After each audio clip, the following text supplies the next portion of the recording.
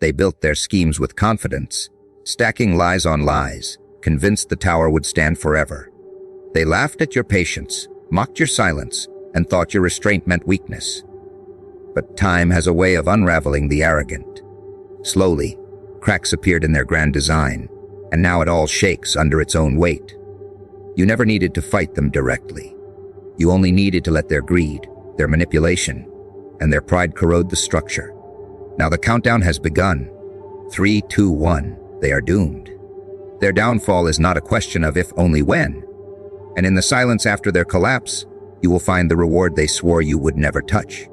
The beauty of patience lies in how it weaponizes itself. You didn't rush, you didn't chase, you didn't exhaust yourself battling every insult and scheme. Instead, you allowed them to reveal themselves.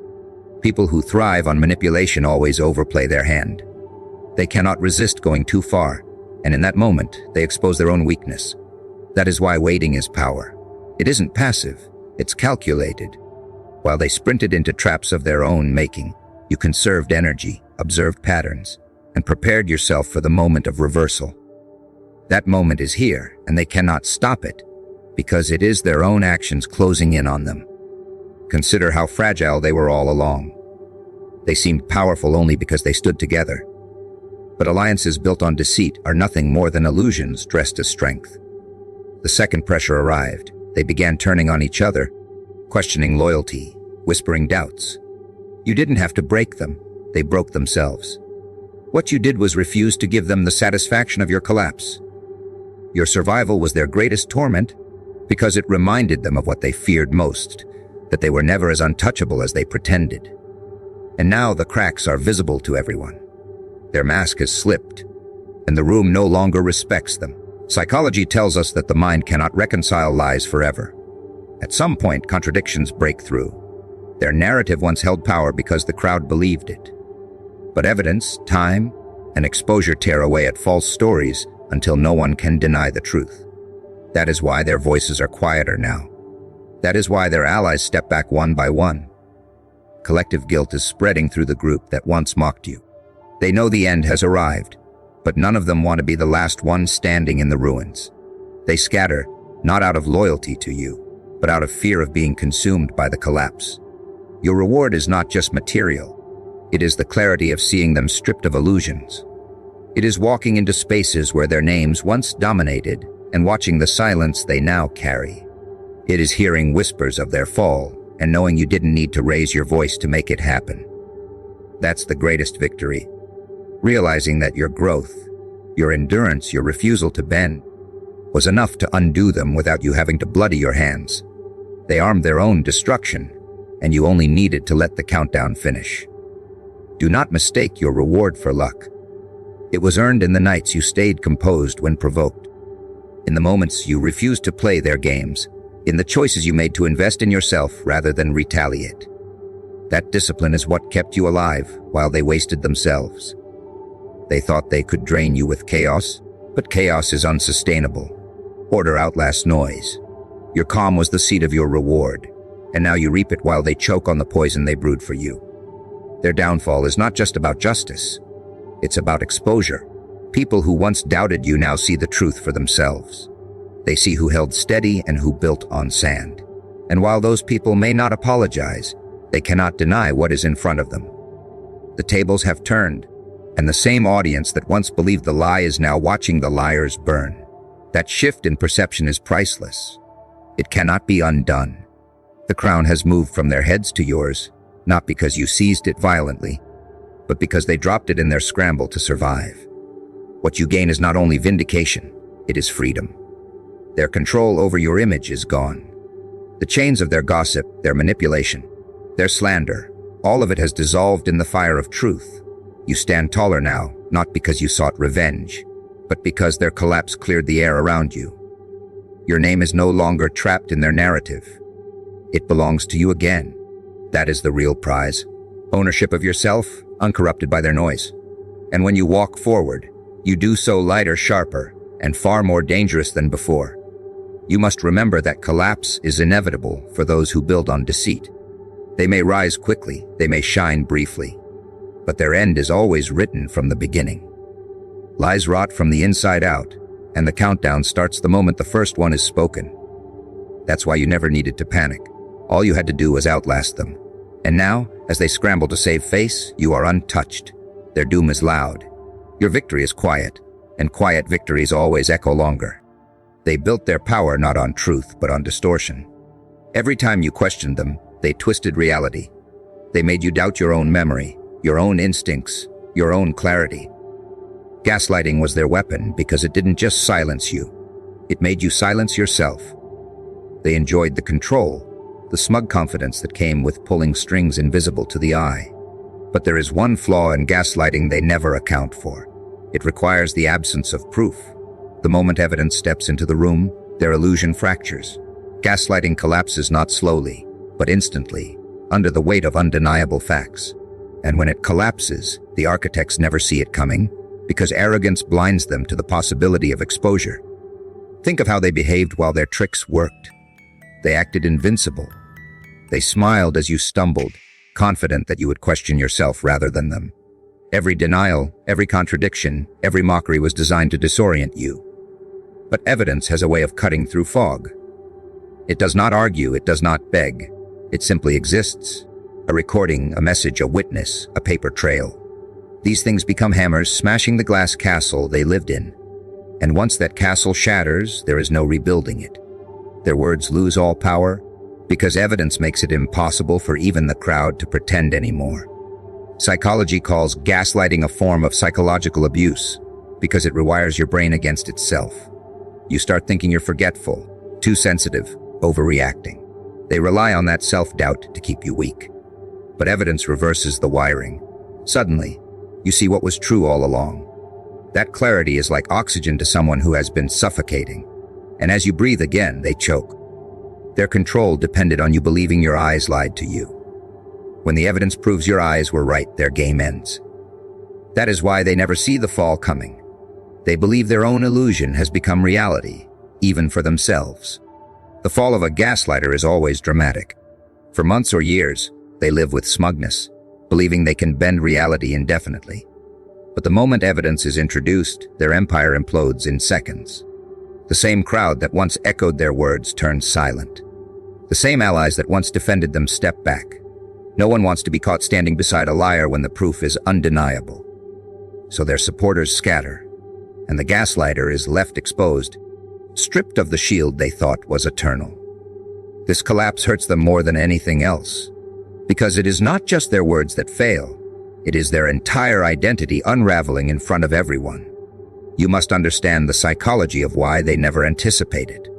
Gaslighters think in the short term. They believe the momentary victory of making you doubt is the same as permanent power. But evidence grows quietly, like a seed beneath soil. You collect it without even realizing sometimes. Each inconsistency they reveal, each contradiction they create, each lie they tell becomes part of a record. And one day that record erupts. They do not see it because they only look at the present game. You, by surviving and remembering, become the archivist of their collapse. Evidence does not need speed. It only needs time. Look at how their posture changes when the proof arrives. The same voice that mocked you begins to stutter. The same confidence that towered over you begins to shrink. Their words become frantic, inconsistent, desperate. Because gaslighting cannot coexist with evidence. It is smoke and evidence is wind. The smoke vanishes the moment facts circulate. Their downfall is not only external, it is internal. They begin questioning themselves, feeling the walls of their own lies closing in. For the first time, they are trapped in the maze they built for you. And there is no escape, because their tricks no longer work on anyone. This is why your patience matters. You don't need to fight every battle in the moment. You don't need to scream for validation. If you keep your clarity, if you hold your ground, time will deliver the evidence. And when it arrives, you won't need to raise your voice. The facts will do the speaking for you. The gaslighter will try to deny, to distract, to lash out. But denial looks pathetic when proof is visible. Their fall will not be slow. It will be sharp, sudden, humiliating. And that humiliation is justice for the suffering they once thought you would never escape. The aftermath is often quiet but powerful. Once gaslighting collapses, the silence in the room shifts. People look at you differently. They realize you were never the problem. They remember every time they doubted you and feel the sting of their complicity. That collective shame adds weight to the gaslighter's collapse. They lose more than credibility. They lose trust, relationships, and influence. What they once controlled with ease now rejects them completely. And you once painted as confused, stand tall with clarity sharpened by survival. That transformation becomes your reward, a strength born out of endurance. Do not underestimate how unforgettable their fall becomes. People forget small lies. But when a manipulator is exposed, when their tricks are dragged into the light, no one forgets. Their name becomes attached to deceit, and every room they enter remembers the day evidence crushed them. That is why gaslighters rarely recover. Evidence attaches itself to them like a scar, a permanent reminder of their collapse. Meanwhile, you carry no scar, only resilience, proof that truth bends but does not break. Their downfall becomes a story people repeat, not because they admire them, but because they serve as a warning of what happens when arrogance collides with fact. They never notice the cracks forming beneath their feet. To the guilty, every day feels secure until the floor caves in. They convince themselves that silence equals safety, that your restraint equals defeat, that their secrets will remain buried forever. What they fail to realize is that collapse does not come out of nowhere. It builds slowly, piece by piece, under the surface. Their lies rot, their alliances weaken, their reputation erodes quietly, until the entire structure is one push away from destruction. When that push finally arrives, it feels sudden to them. But to you, it was inevitable. You saw the cracks forming all along, and you knew the weight of truth would eventually bring the whole tower down. The guilty live in denial. They train their minds to ignore the small signs of collapse, dismissing every warning as paranoia. When people pull away, when whispers begin, when patterns shift, they tell themselves it is nothing. This blindness is what makes the fall so brutal. Collapse only feels sudden to those who refuse to face reality. To you, who endured, the end was predictable. You saw the lies stretch too thin, the excuses recycle too often, the arrogance grow too loud. Their entire world was a balloon swelling with hot air. You knew it would pop. They were the only ones who thought it could float forever. Psychology explains this as selective perception. People see only what they want to see. The guilty cling to comfort and block out consequences. They tell themselves they are untouchable because acknowledging vulnerability would crush them sooner. That is why collapse feels like lightning to them. They ignored the thunder. They ignored the clouds. They ignored the rain. By the time the storm hit, they were unprepared, shocked that the world no longer bent to their illusions. You, on the other hand, paid attention. You counted the seconds. You tracked the patterns, and when the strike came, it only confirmed what you already knew. Watch how they react in the aftermath. Their first instinct is disbelief. They cry that it happened too fast, that no one warned them, that it came out of nowhere. They play the victim of timing, blind to the fact that the collapse was their own creation. Every selfish choice, every lie told, every betrayal committed, was another stone removed from the foundation. They kept digging their own grave while pretending they were building a castle. And when the castle crumbles, they scream at the unfairness, forgetting that they held the hammer all along. To you, there is no shock. To you, collapse is justice. This blindness is also why their downfall is so humiliating. Because they never prepared, they never built resilience, they never developed humility. Their arrogance kept them living high, untouchable in their own minds. So when the fall comes, it is not just a stumble, it is complete ruin. Their allies scatter, their names soar, their confidence shatters. They are left naked in front of everyone, wondering how it all collapsed in a day, while you remember the years of decay that led to this moment. What they experience is sudden, you recognize as overdue. That is the difference between the guilty and the watchful. You must remember the value of patience in this process. You don't need to force their collapse. The guilty destroy themselves. All you need to do is refuse to join them. Every time you stayed silent when provoked, every time you endured instead of reacting, you were giving their tower more time to rot, and rot never hides forever. Collapse rewards those who wait. They think silence protects them, but silence only sharpens the sound of their fall. And when it comes, it will echo so loudly that no one will ever forget it. Their sudden end becomes your quiet victory. Look closely at the crowd when collapse happens. Those who once followed the guilty, those who believed their lies, suddenly step back. No one wants to be associated with someone who just fell. Their friends distance themselves, their allies rewrite history, their defenders go mute. The guilty are left alone, abandoned by the very people they thought would stand with them. To them, the betrayal feels sudden too. But in truth, loyalty built on lies was never loyalty at all. Collapse exposes everyone, not just the guilty. It reveals who was real and who was complicit. And that revelation is as valuable as the fall itself. The suddenness of collapse also teaches you something about strength. The innocent learn to build slowly, with patience, with integrity, with resilience. That kind of structure bends under pressure but does not break. The guilty do the opposite. They build fast, loud, and hollow. They climb by cutting corners, by sacrificing truth, by feeding off others. That's why their towers fall quickly. It's easy to mistake height for strength, but collapse proves the truth. Foundations matter more than facades. You will always outlast those who rise through shortcuts, because shortcuts always rot under the weight of time. Collapse also carries a warning. Just as you can watch others fall, you must ensure you don't follow the same path. Guard your own foundation. Stay aware of cracks. Be honest with yourself. Refuse the temptation of arrogance. The guilty fall because they believe they cannot. You will remain standing because you remember that collapse is always possible if you grow careless. That humility keeps you grounded while others lose balance chasing illusions. Their sudden downfall becomes your lesson. Never let denial blind you to the signs of decay. Growth demands vigilance. They look at you now and mutter that you are lucky. They see you rise after being dragged through the dirt and cannot comprehend how you are still standing. But luck is the excuse people invent when they do not want to face their own accountability. What you carry is not luck. It is justice finally catching up with the games they played.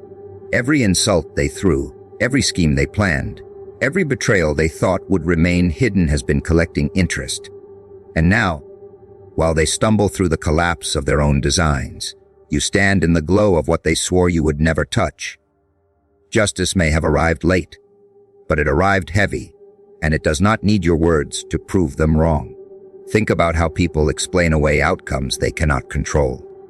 When someone rises after being underestimated, the crowd whispers about fortune. When someone survives battles that should have broken them, they reduce it to chance. It is easier for them to call it luck than to admit that truth has its own timing. Justice is never rushed. It waits until the lies are so tangled they choke the liar.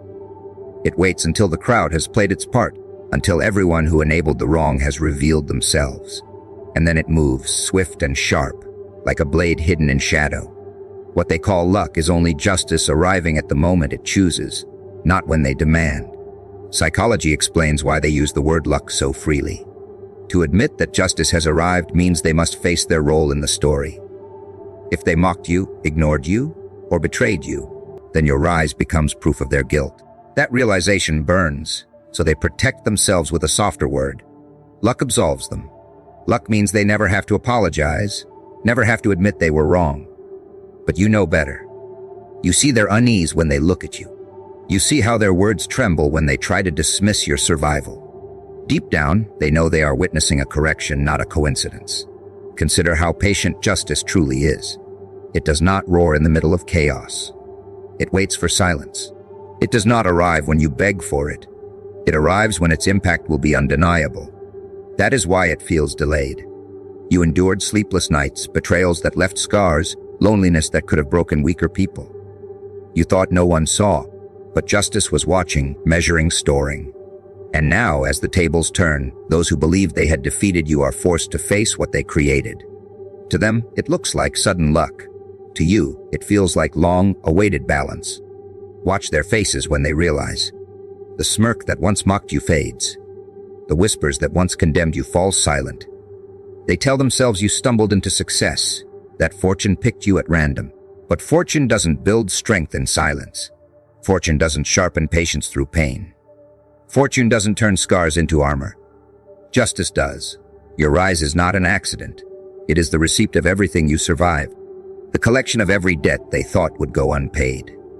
And their panic grows not because you won, but because they know deep down that you were always meant to win once justice arrived. You must also understand the elegance of delayed justice. If it came too soon, they would call it reaction. If it came when you demanded it, they would dismiss it as temporary. But by waiting, justice makes its arrival impossible to deny. It shows up when their arrogance is highest, when their confidence is loudest, when they are least prepared for collapse. That timing is what makes it devastating. Their downfall feels sudden, but it was written from the beginning. They called it bad luck, but in truth, it was the debt they accrued finally being paid in full. The word luck is their last attempt at control.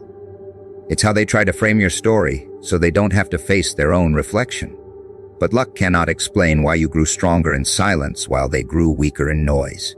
Luck cannot explain why people now see through their lies and recognize your truth.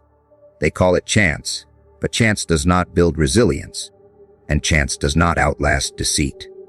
They are witnessing something bigger, something heavier, and because they cannot name it without condemning themselves, they hide behind the word luck, hoping it dulls the edge of their shame.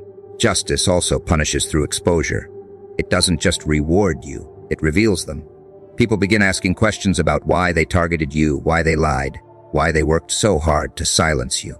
Suddenly, the spotlight they once used to humiliate you turns against them. And in that light, their excuses look weak, their alliances look shallow, their words look hollow. To them, your rise looks like an accident. But to everyone watching, it is evidence.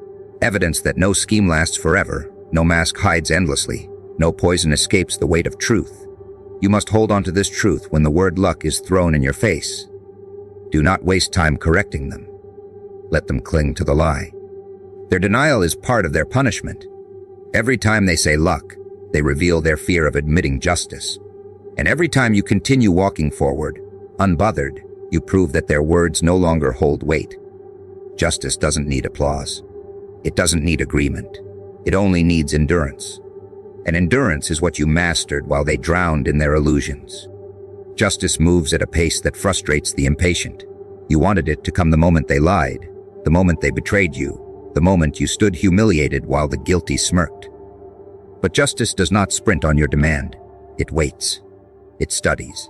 It allows arrogance to swell until it becomes unbearable. Justice is never rushed because its power depends on timing. If it came too early, they would call it chance. If it came when you begged for it, they would dismiss it as luck. But by waiting, justice makes its arrival devastating.